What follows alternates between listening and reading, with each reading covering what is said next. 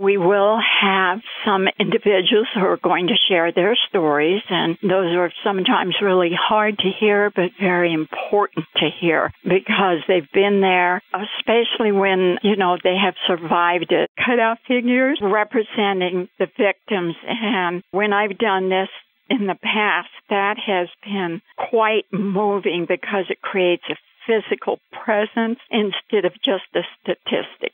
Obviously, we need to bring as much attention as possible to this horrible problem and the solutions that are available and where to go for assistance when you're in a situation.